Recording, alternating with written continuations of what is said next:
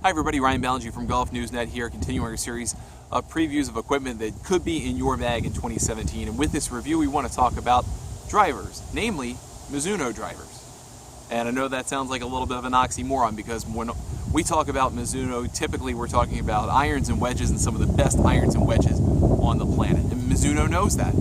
And they realize that drivers and fairway woods are a bit of a sore spot in their portfolio. And they wanted to come out with something for 2017 that would blow the minds of golfers and make them consider putting a Mizuno driver in the bag compared to the TaylorMades, Callaways, Pings, Titleists, and other great products that are out there in the marketplace these days. And they've come out with the JPX-900 driver, and we think it is a tremendous product. Now, we're coming from a stock driver this year where we've gone for the King LTD in Cobra and the M1 in TaylorMade, and we've put this through the paces for 6 or 7 rounds, and obviously some very different characteristics from those low spin, high distance drivers, long distance drivers compared to the JPX-900, but it's not as dramatic as you think.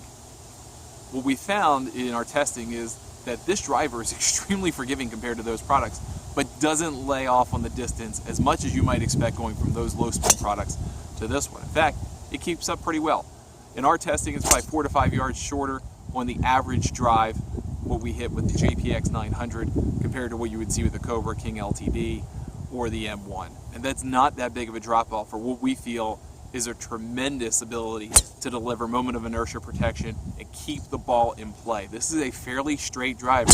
Not quite in the order of the G30 series where so many people kind of went gaga for the number of fairways that they were hitting with it, but it's up there, and it's a wonderful mix of solid distance that will keep you right up there with your buddies out there on Saturdays and Sundays, but it'll also keep you in play more often.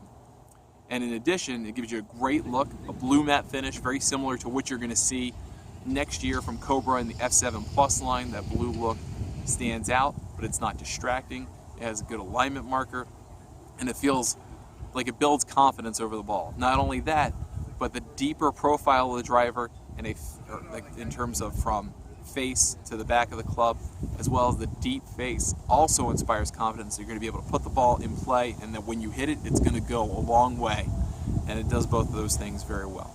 On the sole, you have a ton of adjustability options that are right there in front of your face, and it makes it a little bit easier to decide on what you're going to do in changing the center of gravity with an infinite track that lets you set as many positions as possible with 2 weights that are right in the middle of the sole that let you determine whether you want to have it low and forward or low and back, so you can hit the ball a little bit higher, or you can space them out to create that even kind of more low and centered piece of center of gravity.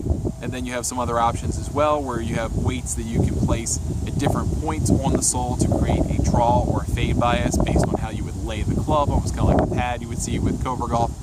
And so you have a number of options that are right there in front of you. Now, of course, there is the possibility with these adjustability options, just like with any track system, that you can get some dirt and some debris in the club and in the sole. So you have to watch out for that when you're using the product, just like any other in the marketplace. Again, talking about the M1, that is something where that does come up from time to time.